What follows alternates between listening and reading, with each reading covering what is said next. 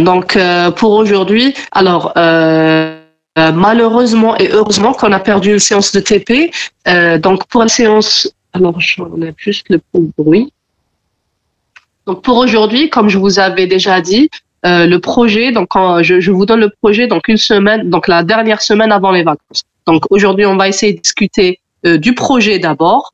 Ensuite, on va donner quelques explications qu'on va utiliser dans le projet. Donc, juste pour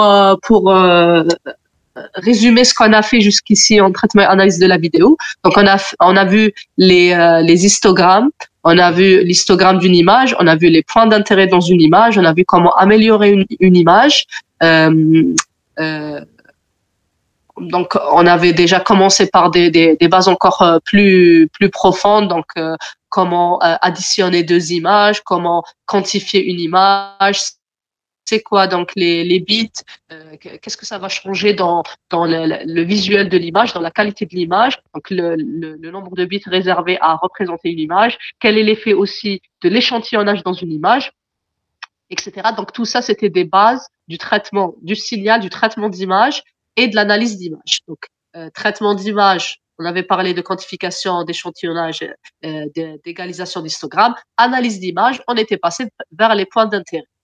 On a fait seulement Moravec, Harris, juste pour avoir une idée. Et on avait parlé un petit peu de SIFT. On avait dit que c'était basé sur Harris, c'est-à-dire qu'il y avait beaucoup de notions qui étaient identiques à celles définies par le descripteur, le détecteur Harris plutôt.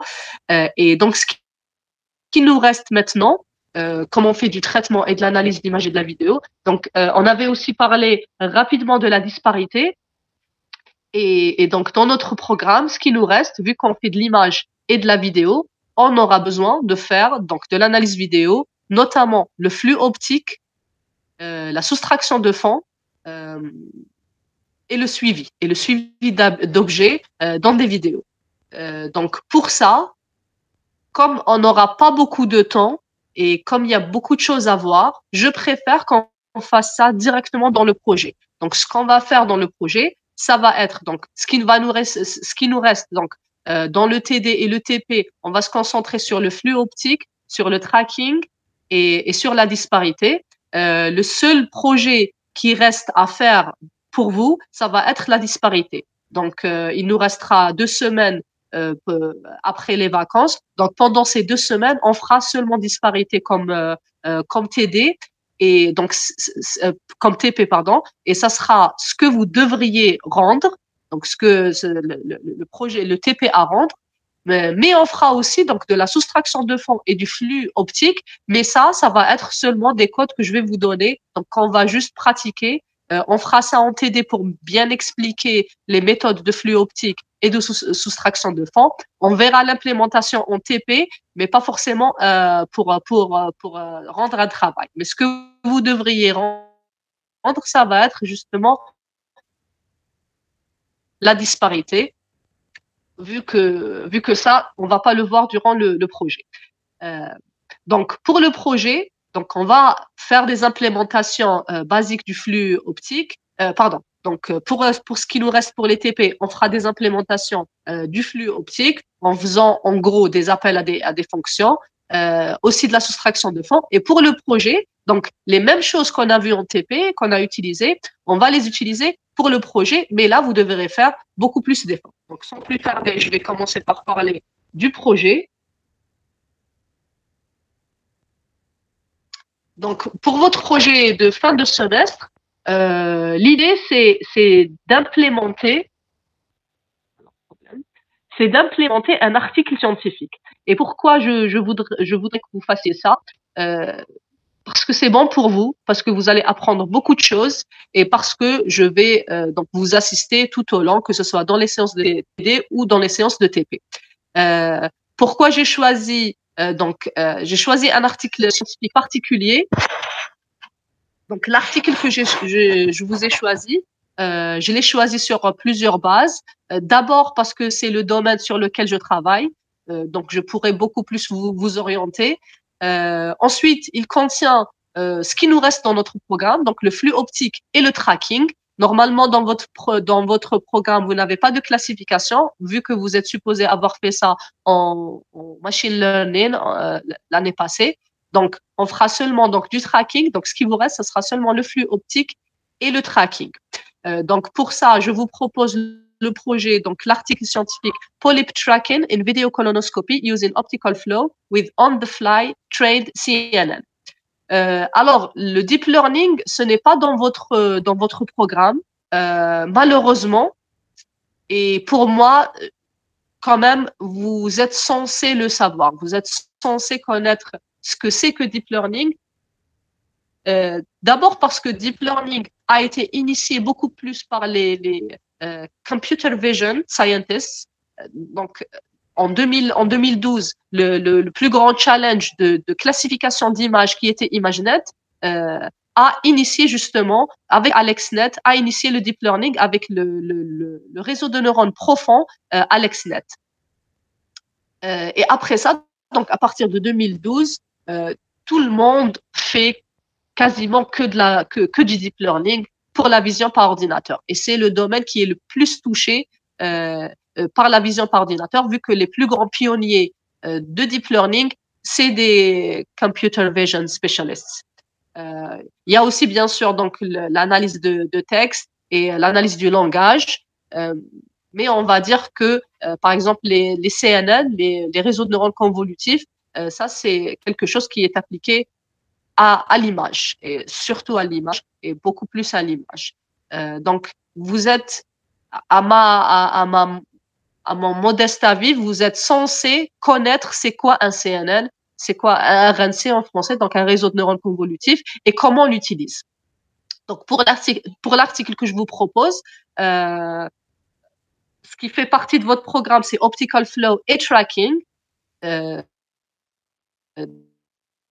Donc ça, vous devez comprendre et vous devez implémenter. Pour CNN, ce sera un plus. Si vous voulez le faire, ce sera beaucoup plus pour vous. Parce que vous devez un petit peu toucher à ça. Voilà. Donc pour ce projet, l'objectif est d'utiliser les notions apprises durant ce semestre pour résoudre un problème récent. Et j'insiste sur récent parce que le domaine de la vision par ordinateur est un domaine qui va très, très, très vite, extrêmement vite. Donc, le plus on choisit un article récent, le mieux c'est parce que dans un mois, dans quelques semaines, il y aura déjà quelque chose il y aura déjà quelque chose qui va dépasser ce qui a été proposé. Donc, pour le projet, encore une fois, donc vous avez le choix. Alors, moi, je vous propose un article scientifique qui fait partie de mon domaine de recherche et qui contient donc des notions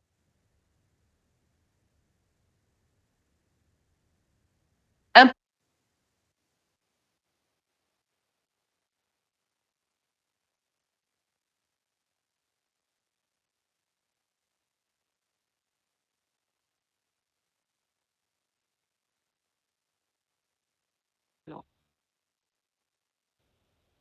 Est-ce que ça s'est coupé? Est-ce que ça s'est coupé? Oui. Oui, je pense aussi. Donc, est-ce que vous voyez toujours mon écran? Oui, madame. Est-ce que on vous entend maintenant. Et mon écran, est-ce que vous voyez toujours mon écran? Oui, oui, madame, on le voit. Ah, très bien, très bien, très bien. Parfait. Donc, je continue. Donc, ce que je vous propose, c'est ce projet, donc implémenter cet article.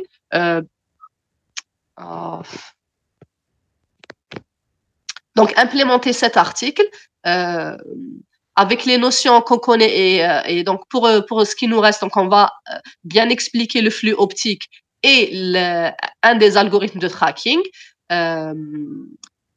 Ou sinon, donc si vous préférez, je vous laisse aussi le choix de choisir vous-même donc un article scientifique. Je sais pas, peut-être que vous avez dans votre PFE besoin d'une certaine implémentation et vous avez besoin de lire un certain article scientifique. Donc, je vous propose de choisir un de vos articles et d'en faire une implémentation. Est-ce que ça sera une implémentation de zéro? non, ce ne sera pas une implémentation de zéro. Vous êtes tout à fait libre de trouver un code, de le voir, de le tester, de mettre le résultat. Mais ce qui m'importe le plus, c'est mes exigences. Donc, dans les deux cas, que ça soit votre choix, donc vous choisissez un article scientifique, maintenant il y a quand même une exigence par rapport aussi à l'article que vous choisissez, il doit être récent. Et par récent, j'entends à partir de 2015. 2015, ça va. On peut dire que c'est un article assez récent. Donc, un article de 2015, je ne ferai pas des exigences particulières sur la qualité de l'article ou sur dans quel journal il a été publié. Ça, c'est pas grave, pourvu que vous implémentiez une approche qui a été proposée dans la littérature par des chercheurs internationaux.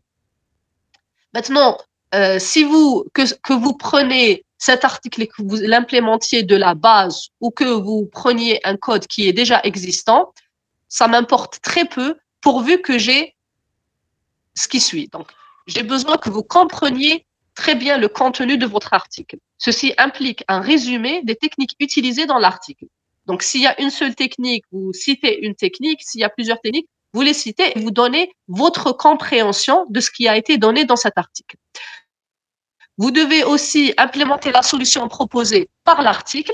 J'ai bien dit que l'implémentation de zéro n'est pas exigée, mais donc l'utilisation de code. Donc, si votre article a déjà un code, il n'y a pas de souci d'utiliser ça. Donc, l'utilisation des codes déjà existants est permise dans la mesure où le code est bien expliqué, qu'il soit fonctionnel, c'est-à-dire que vous avez pris votre code, vous l'avez très bien compris et vous l'avez exécuté, vous avez eu des résultats et c'est vos résultats acquis avec votre donc exécution de ce code et vos explications. Et après avoir fait tout ça, donc vous allez rédiger un rapport de projet. Donc le rapport devra contenir la compréhension, donc votre compréhension de l'article, donc ce que j'ai dit ici, des explications du code. Donc si c'est un code déjà que vous avez obtenu, ce n'est pas votre propre code, donc vous l'expliquez. Et si c'est votre propre implémentation, vous expliquez pareil.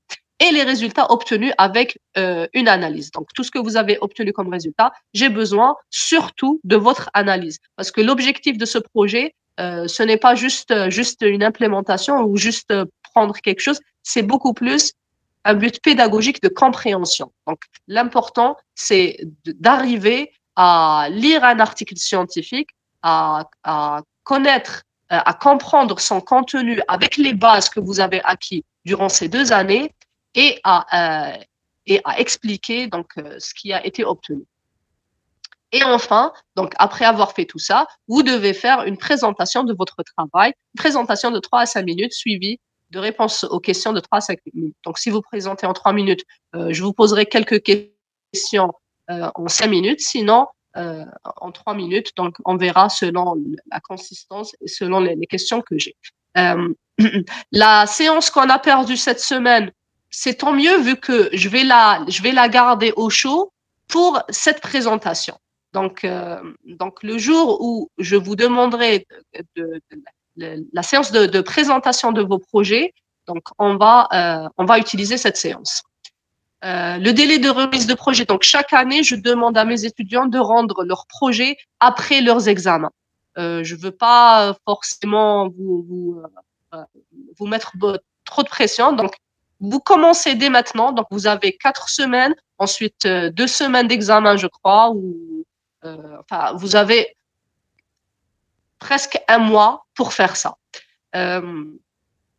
Donc, les exigences ne sont pas très grandes, vous ne devez pas tout faire vous-même, mais l'important, c'est juste de comprendre et de montrer que vous avez compris. Voilà. Donc, on va essayer au maximum 1 semaine après votre examen de déposer, donc de m'envoyer votre projet et on va essayer de fixer une séance. Donc, je vous laisse ça pour après les examens, mais moi aussi, je dois rendre des comptes. Donc, on va essayer de le faire au plus tôt après vos examens parce qu'on doit justement noter ce projet et transmettre les notes. Voilà. S'il vous plaît, y a-t-il des questions jusqu'ici?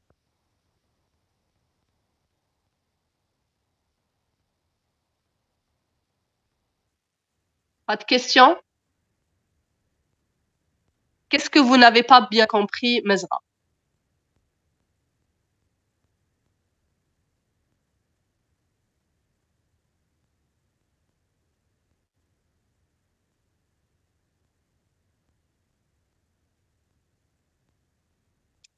En binôme, en trinôme, en quadrinôme, vous choisissez. Donc, comme vous avez fait, bon, jusqu'à quatre étudiants, je pense que c'est toujours bon, vu que comprendre, surtout que si vous voulez faire un travail, si vous voulez faire un travail bien fait, donc vous devez bien comprendre. Donc, si vous êtes plus qu'un étudiant, il y a pas de souci, c'est toujours bon. Si vous pensez que vous pouvez le faire tout seul, il n'y a pas de problème aussi. Donc, le maximum, c'est 4 étudiants par groupe, sinon un étudiant.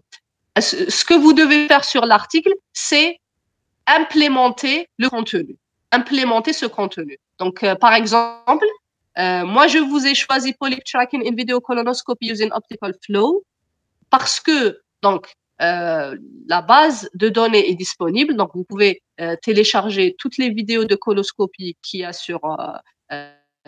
en ligne. Donc, vous pouvez tester seulement sur une seule vidéo, il n'y a aucun souci. Vous devez donc utiliser une détection du polype. Donc, si je viens sur notre article, donc ça c'est l'article. Donc, première des choses, c'est vous allez le lire, vous allez avoir une idée de ce qui se passe. Et en fait, ce qu'on est en train de faire, c'est de prendre une vidéo, de détecter le polype. Donc, ça, c'est la zone du polype. Et de la suivre en utilisant le flux optique. Pour le flux optique, donc, on va commencer à le faire aujourd'hui. Donc, on va expliquer les bases du flux optique. Pour le TP, je vous donnerai donc l'implémentation du flux optique donc, que j'ai déjà faite. Et donc, ce que vous devez faire, c'est donc détecter le polype avec un réseau de neurones profond. Et ça, c'est UNet. UNet, il y a une implémentation qui est disponible sur Internet. Donc, vous téléchargez le code, vous l'exécutez et vous voyez ce que ça vous donne. Ensuite, à partir du polype détecté, vous allez essayer de le suivre en utilisant l'algorithme du flux optique. Et l'algorithme du flux optique aussi est disponible en implémentation. Je vous donnerai même le code du flux optique. Donc, ce qui est important pour moi, c'est de comprendre cet article et d'utiliser, donc soit si vous voulez donc faire votre propre implémentation, il n'y a pas de problème. Si vous voulez seulement utiliser ce qu'il y a déjà, il n'y a pas de problème aussi, mais il faut seulement comprendre et préparer donc un rapport qui va définir ce que vous avez compris de l'article et de l'implémentation. Donc voilà, Single Frame Polyp Detector. Très bien. Donc, la première étape de l'approche, c'est Single Frame Polyp Detector. Donc, dans ce détecteur, vous allez seulement utiliser le réseau UNet. UNet, c'est un réseau qui est disponible en ligne et qui fait la segmentation. Il est spécial pour la segmentation. C'est un Deep Convolutional Neural Network. Donc, c'est un réseau de neurones profond qui est utilisé spécialement pour la segmentation et qui a été proposé la toute première fois pour la segmentation d'imagerie médicale. Et ensuite, c'est devenu un état de l'art pour la détection d'objets, pour la segmentation d'objets dans des images médicales.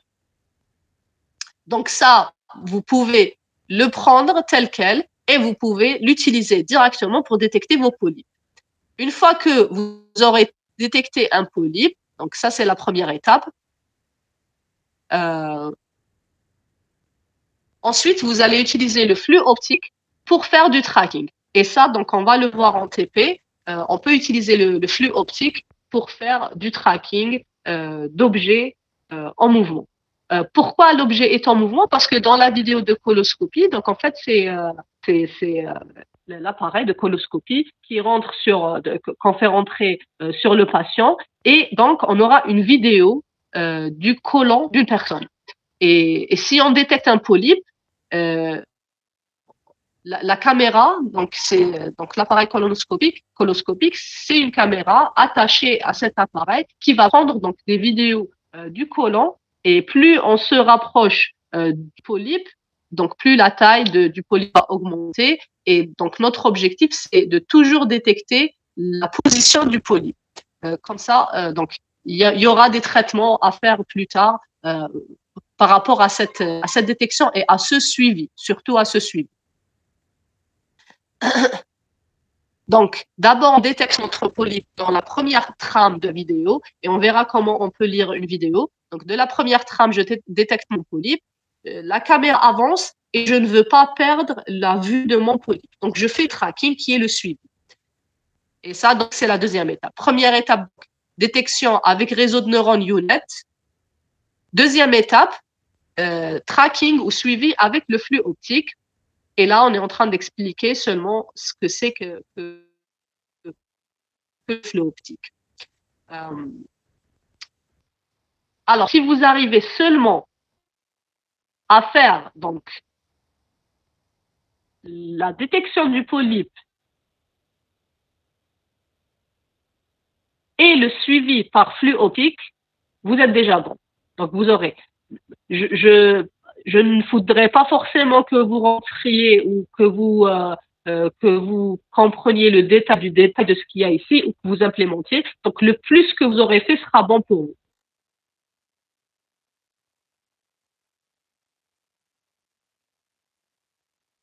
Donc, essayez juste d'avoir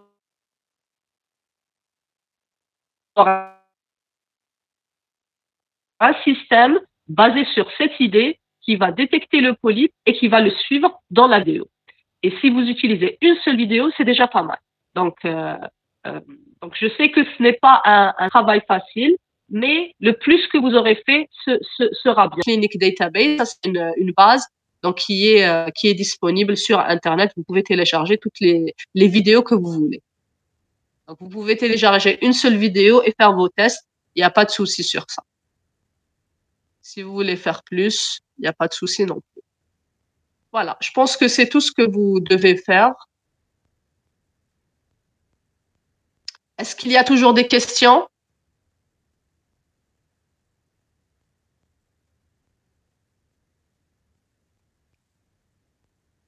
Pas de questions jusqu'ici?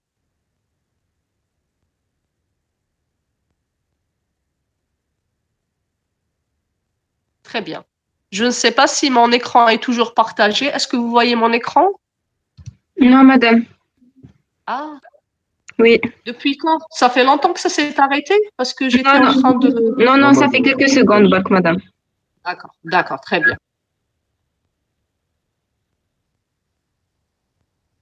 Voilà, donc je montrais surtout l'article. Est-ce que vous avez vu donc les choses que j'expliquais sur l'article? Oui, madame. Très bien, ok, parfait. Parfait. Donc, s'il n'y a pas de questions, donc on essaie de passer à autre chose. Alors, donc, je disais pour la disparité, if we choose another article, does it have to include optical flow? It does not have to include optical flow, but it should include things that you have learned and things related to computer vision. Maintenant, si tracking overall, not necessarily tracking neither optical flow, background subtraction. It does, however, ça, on a besoin toutefois d'inclure la vidéo. Je préfère que vous ayez, maintenant, si vous avez une préférence ou vous avez besoin de ça dans votre PFE, ou je peux toujours accepter, mais idéalement, ça sera la vidéo. Parce que c'est ce qui nous reste dans le programme. Maintenant, si Maintenant, si vous avez autre chose, mais qui contient des notions de vision par ordinateur, no problem with this, you can go for it. D'accord, Yassine? Choose whatever you want as soon as très bien. As long as it contains computer vision algorithms.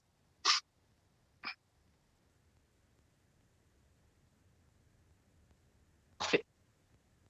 Voilà, donc je vous laisse réfléchir, je vous laisse voir l'article. Donc ça, je vais vous envoyer tout de suite, pas tout de suite après l'heure. Donc je vous envoie cet article. Vous jetez un coup d'œil, vous voyez sa faisabilité par rapport à vous. Et si c'est un sujet qui vous intéresse, donc vous go for this one. Sinon, vous choisissez votre propre article. J'ai pas de problème avec ça, pourvu que vous fassiez par la suite donc votre rapport et votre présentation et vous montrer votre compréhension de la chose. Voilà, je n'oublie pas de dire, donc ça, je vais noter ici, que on a besoin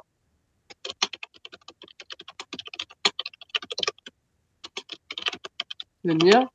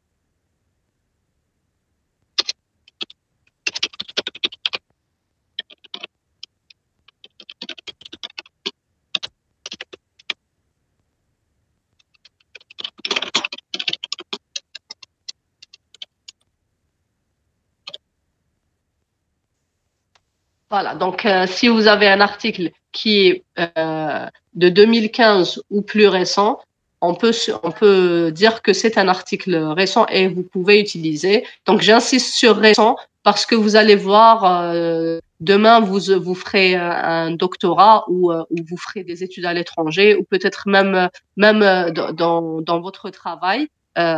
Si vous choisissez une approche qui est vieille, ça va très très vite être dépassé et votre algorithme ne va pas du tout être précis par rapport à par rapport aux nouveautés. Et même pour votre CV, si vous voulez vraiment progresser, vous devez toujours à la page. Et être à la page, ça progresse très très vite. Donc le plus récent est mieux pour vous. Voilà. Donc normalement, c'est les deux seules exigences. Donc que ça soit de vision ordinateur et que ça soit le plus récent possible. Maintenant, si vous choisissez vous-même votre article, vous serez très probablement amené à faire du deep learning vu que c'est ce qui marche le plus. Je suis pas contre ça. Au contraire, je voudrais que vous touchiez justement pour votre projet, que vous touchiez au deep learning parce que c'est la tendance, tout simplement. Ça sera même bon pour votre CV plus tard.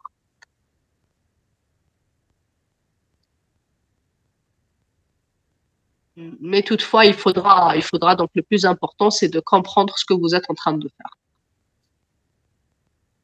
OK. Donc, je reviens maintenant sur le flux optique.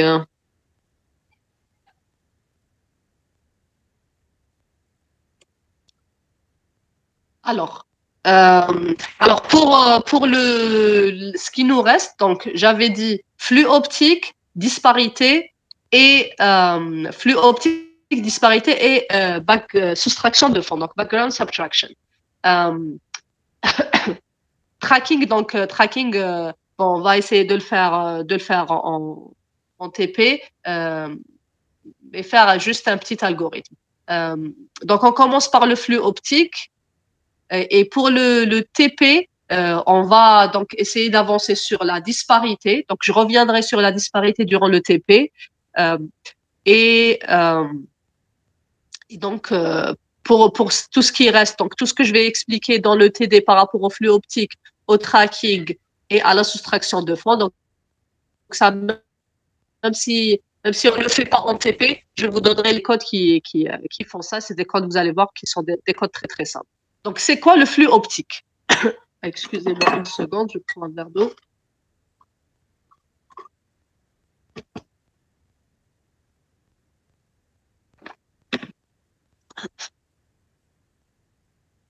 Donc, en fait, le flux optique est souvent utilisé dans des vidéos pour avoir des vecteurs de mouvement. Et c'est quoi un vecteur de mouvement? Donc, sur une image, donc je sais qu'une vidéo, c'est une séquence d'images. Donc, image à l'instant T et image à l'instant T plus 1. Et notre objectif, c'est de trouver les pixels dans l'image à l'instant T et trouver leur déplacement dans l'image à l'instant T plus 1. Et en faisant ça, on aura une table de vecteurs qui s'appelle les vecteurs de mouvement. Et donc, ce que vous voyez ici, c'est des flèches. C'est des flèches de chaque objet, de chaque pixel. Donc, chaque pixel aura son propre vecteur de mouvement. Pour les pixels qui sont stationnaires, j'aurai seulement des points. Et pour les pixels où il y a eu un mouvement, donc j'aurai les flèches qui donnent la direction aussi du mouvement. Par exemple, la voiture s'est placée de cette zone jusqu'à cette zone. Donc, j'ai une flèche ici, donc c'est pas très clair, mais en fait, ça ici, tout ça, c'est des flèches du vecteur de mouvement. Donc, si je prends ça, par exemple, sur une image,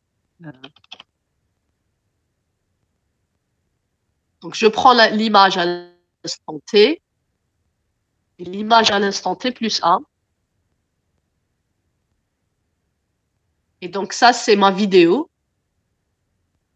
Et elle contient 2 trames ou frames. Donc, on appelle ça frames en anglais ou trame en anglais ou trame en français. Et donc, dans des vidéos, généralement, on a entre 25 et 31 trames par seconde. Ça dépend du pays. Chaque pays a ses propres exigences. Donc, je pense qu'aux États-Unis, c'est 25. 31, je pense. En Europe, 25. Et au Japon, soit 31, soit 27, je me rappelle pas. Donc, c'est une norme. Mais on peut changer ça, bien sûr, quand on définit donc, le nombre de trames par seconde dans une vidéo. Donc, je vais supposer que j'ai 2 trames et je vais supposer que j'ai, un objet qui est là, à l'instant T, et à l'instant T plus 1, cet objet s'est déplacé ici. Donc, notre vecteur de mouvement va être quelque chose qui ressemblera à ceci.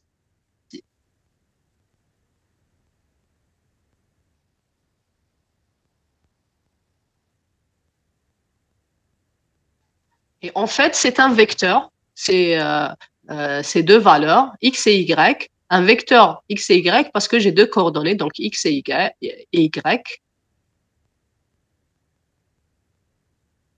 Donc, si mon pixel était ici, qu'il s'est déplacé là, donc mon vecteur de mouvement va être, donc je vais essayer de mettre des coordonnées. Donc ici, on va dire 3 et ici 1.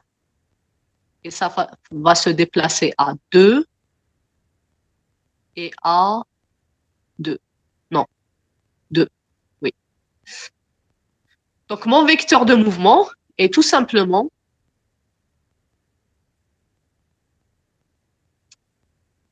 le vecteur, donc 3, donc 2 moins 3, c'est moins 1.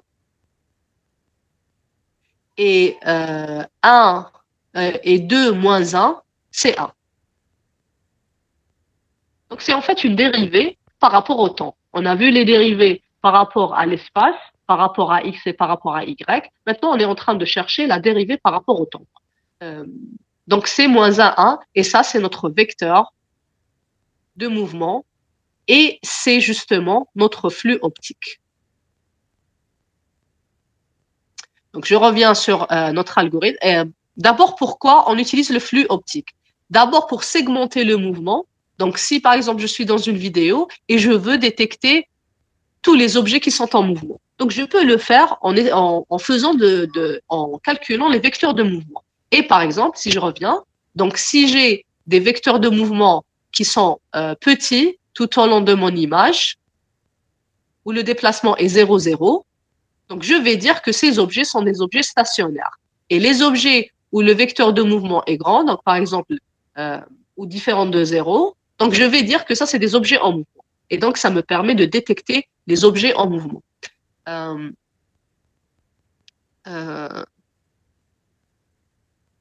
Voilà, donc segmentation de mouvement, j'allais dire autre chose. J'ai oublié. La reconstruction 3D, et on appelle ça structure from motion. Donc, si je connais le mouvement d'un objet dans une vidéo, ah voilà, ce que je voulais dire, c'est que pour la segmentation du mouvement, c'est détecter les objets en mouvement dans une vidéo. Et généralement, on fait ça avec la soustraction de fond. Pour la soustraction de fond, je vais juste prendre l'image à l'instant t plus 1 ou la trame à l'instant t plus 1 moins la trame à l'instant t. Et si la valeur est grande, ce sera un objet en mouvement. Si la valeur est petite, ce sera un objet stationnaire. Le problème avec la soustraction de fond, c'est que si la caméra est en mouvement, toute l'image va changer.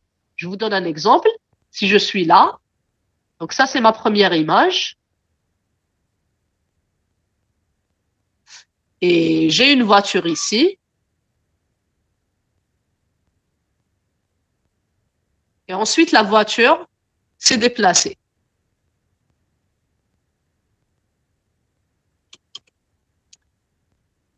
La voiture maintenant est là. Donc, en fait, ma soustraction de fond, si je l'applique, va donner quelque chose comme ceci.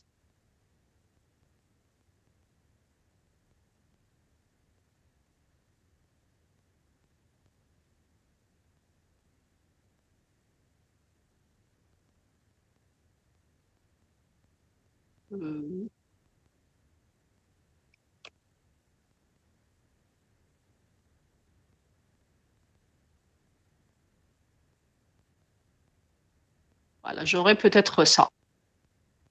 Pourquoi? Parce que j'aurais pris l'image. Alors ça, mais en même temps, ça doit être coloré.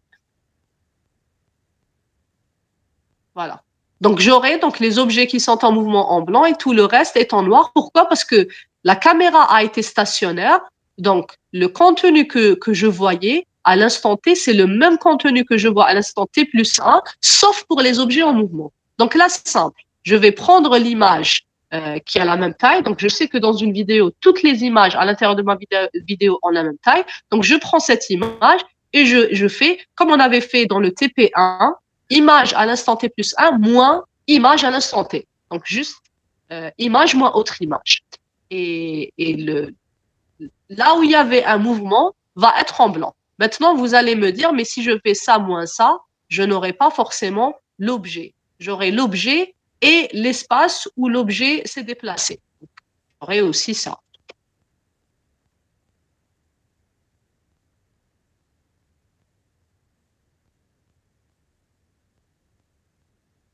Donc, en fait, c'est ce que j'aurai. C'est vrai, c'est ce que je vais avoir si je fais la soustraction de fond, mais il y a des techniques qui me permettent d'avoir seulement ce qui a changé. Donc, ici, donc, si je prends cette image, moins cette image, je vais garder seulement le changement dans une seule image. Donc, je vais tomber sur une seule voiture au lieu de la voiture et de son nombre. Il y a certains travaux, donc, en fait, ce qui se passe dans la soustraction de fond, c'est que même si vous avez un mouvement, ça ne va pas être un mouvement aussi grand. Donc, les voitures ne seront pas aussi loin déplacées.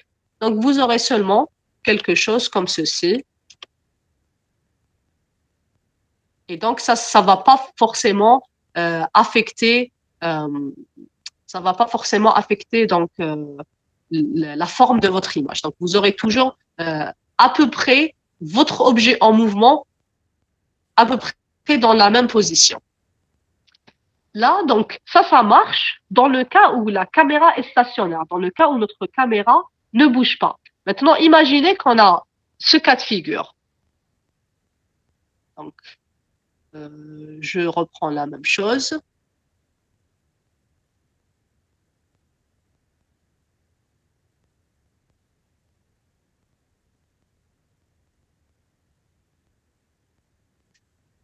Et je vais prendre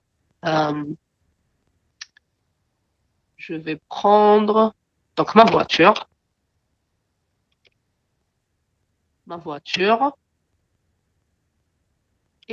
et du soleil.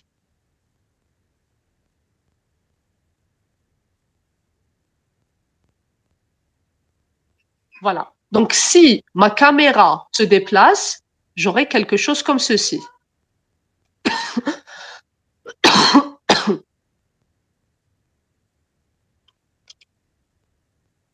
Donc, j'aurai en fait ça. Le soleil n'est pas en train de se déplacer, mais c'est ma caméra qui est en train de se déplacer. Et donc, pour mon vecteur de mouvement, donc si ma caméra est stationnaire, pour le vecteur de mouvement, j'aurai donc seulement des vecteurs de mouvement à ce niveau-là. Donc, si je calcule le flux optique, donc j'aurai ces vecteurs de mouvement au niveau de la voiture seulement. Et tout le reste va être des points, comme on a vu ici. Pourquoi? Parce que c'est un 0,0, donc le vecteur de mouvement, je ne dessine rien, je dessine un vecteur qui a des coordonnées 0,0. Donc, j'aurai ça pour tout le reste des pixels. Donc, je n'ai pas de vecteur de mouvement. Le vecteur de mouvement est égal à 0. Par contre, si toute ma caméra est en train de bouger, donc pour mon vecteur de mouvement, j'aurai ça. Et en fait, dans toute ma vidéo, j'aurai le même vecteur de mouvement. Et si j'applique ça à la soustraction de fond, vu que tout le contenu a changé, j'aurai en fait une image comme ceci. Donc, tout est en blanc. Tout est en mouvement. Pourquoi? Parce que je soustrais cette image avec cette image, tous les pixels ont changé. Donc, pour la soustraction de fond, ça pose pas de problème quand la caméra est statique. Je peux quand même repérer les objets en mouvement. Mais si toute la vidéo est en train de bouger, c'est-à-dire que ma caméra n'est pas statique, dans ce cas-là, il est très difficile d'appliquer une soustraction de fond pour détecter seulement les objets en mouvement. Maintenant, si j'applique le flux optique, il y a de grandes chances que même si tout est en train de bouger à cause du mouvement de la caméra, les environnements qui sont stables vont avoir exactement les mêmes vecteurs de mouvement. Par contre, les objets qui sont en mouvement auront des vecteurs de mouvement plus grands. Et donc, c'est une méthode pour détecter les objets en mouvement, même si notre caméra est en train de bouger. Donc voilà, et c'est pour ça qu'on dit généralement que le flux optique est utilisé pour la segmentation de mouvement, mais il est beaucoup plus utilisé pour la segmentation de mouvement lorsque notre caméra n'est pas fixe. Parce que lorsque la caméra est fixe, c'est très simple, on utilise une soustraction de fond, tram à l'instant t, moins tram à l'instant t, t moins 1 ou t avec t plus 1. Et j'aurai donc notre objet en mouvement. Voilà, c'était juste la remarque que je voulais faire parce que c'est très important et c'est toute l'utilité du flux optique pour la segmentation de mouvement. La reconstruction 3D, donc si je reviens sur mes images, si je connais le flux optique, donc si je connais le mouvement des objets, je peux connaître donc mon objet 3D. Vu que si j'ai plusieurs vues de mon objet et que je peux le suivre grâce à un flux optique, je peux reconstruire sa forme 3D. Et ça, on appelle ça donc structure from motion. Donc, à partir du mouvement d'un objet, je peux reconstruire sa 3D. Et ça aussi, donc, c'est un domaine, un très grand domaine de recherche. On peut aussi faire de l'alignement et de la stabilisation du mouvement. Donc, si vous avez une vidéo qui bouge ou bien qui donc jitter camera. Donc vous êtes en train de prendre une vidéo et vous avez la main qui tremble. Donc vous pouvez stabiliser la vue que vous avez en utilisant le flux optique. Donc vous calculez le flux optique pour toute votre vidéo et vous essayez de rendre le flux optique de toute votre trame se rapprochant de zéro pour essayer d'avoir, pour la majorité de l'environnement, pour essayer d'avoir donc une stabilisation de la vidéo que vous avez prise.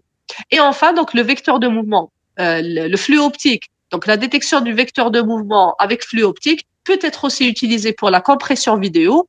Pourquoi? Parce que donc ça, je pense que vous avez déjà fait avec Madame Dahman. Donc, vous avez des vecteurs de mouvement et pour compresser une vidéo, on va pas compresser tout le contenu de la vidéo, mais on va compresser, donc on va garder quelques trames où on a de l'information qui nous intéresse et pour les pixels qui se sont juste déplacés, je vais seulement garder les vecteurs de mouvement. Et ça me prend beaucoup moins d'espace dans mon disque que si je prends toutes les trames de la vidéo. Voilà. Maintenant, on va essayer d'aller un peu plus loin dans les bases du flux optique. Bon, on va essayer de faire juste une petite introduction et on y reviendra en présentiel après les vacances, Inch'Allah. Donc, l'intensité entre deux trames est supposée être similaire. Donc, si je reviens sur ma trame et je veux calculer donc le vecteur de mouvement de ce point et je vais le chercher dans ce point, je vais supposer que l'intensité est similaire. Donc, si ça, c'est un point rouge, je suis supposé aller chercher dans ma trame à l'instant t plus 1 la couleur rouge, vu que je suis sur le pixel de couleur rouge.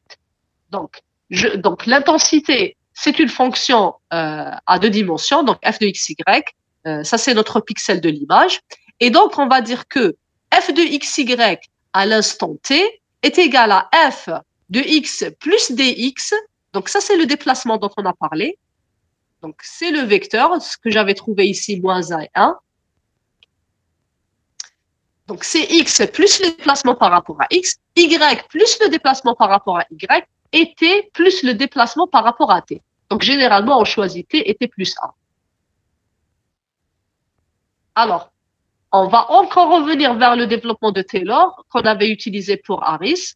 Donc, juste petit rappel. Donc, f de x, je vais faire l'approximation d'une fonction f de x avec donc une valeur a. Donc, ça va être f de a plus f prime de a. Donc, la première dérivée sur un factoriel x moins a, plus la deuxième dérivée de factoriel, etc.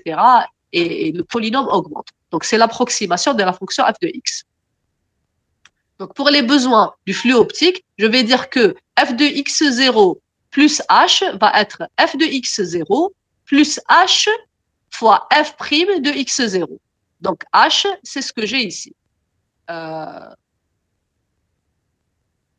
Alors, est-ce que c'est bon?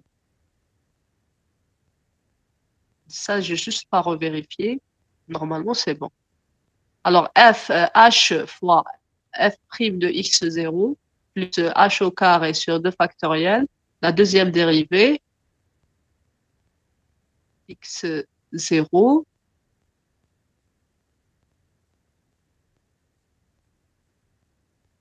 Voilà, donc x0, c'est notre x.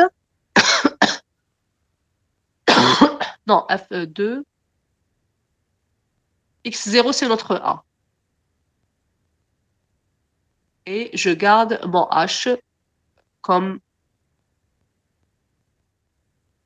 deuxième dérivée. Normalement, c'est bon.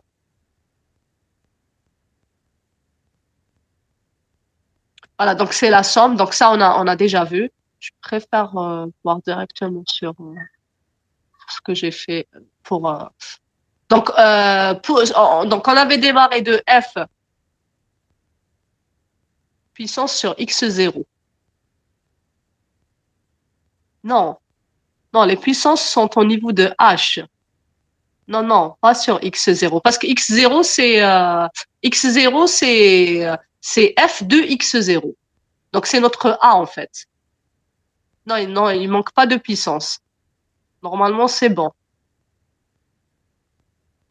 Donc, h, f' de x0, h au carré 2 factoriel, f de x0, et ainsi de suite. Donc, notre x0, c'est notre a, et le h, c'est notre x. Donc, normalement, c'est bon. Donc, je reviens. Pour f de x, y, t est égal à f de x plus la dérivée par rapport à x, y dérivée par rapport à y, et t dérivée par rapport à t. Donc, exactement comme on avait fait pour Harris, si vous vous rappelez. Donc, je considère, vu que ma fonction est une fonction à 2 dimensions, donc je prends à 3 dimensions maintenant. Donc, j'ai f, donc x, y et t. Donc, je vais dériver d'abord par rapport à x, ensuite par rapport à y, ensuite par rapport à t, et je multiplie bien sûr par ce qui me reste. Donc, y plus y. Donc, si je prends ça pour en faire le développement, donc en fait, j'ai appliqué le développement de Taylor sur ce terme. Et ça me donne donc f de x, y. Donc, x, y et t, c'est mon a.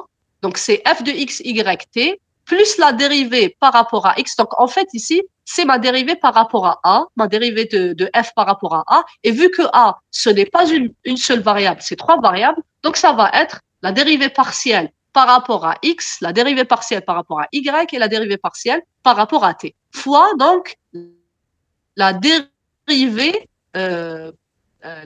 par rapport à non fois donc x plus dx moins x. Vu ici que c'est mon x qui est le a. Donc en fait le a c'est x, y et t, mais je vais y aller étape par étape vu que c'est 3 variables. Donc je prends d'abord mon petit a qui est le x.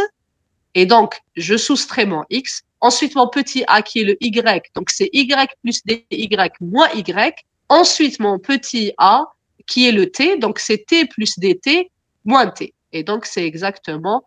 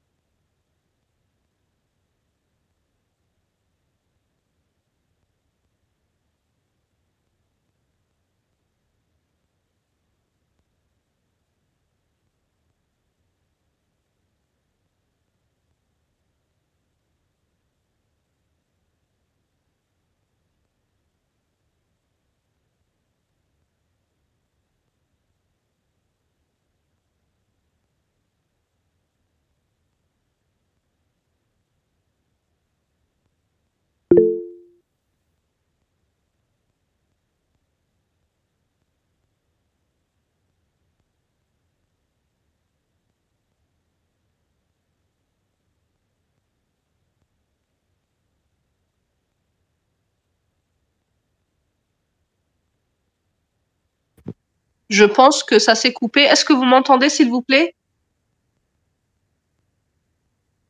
Maintenant, oui, madame. Et mon écran, je pense qu'il n'est plus là.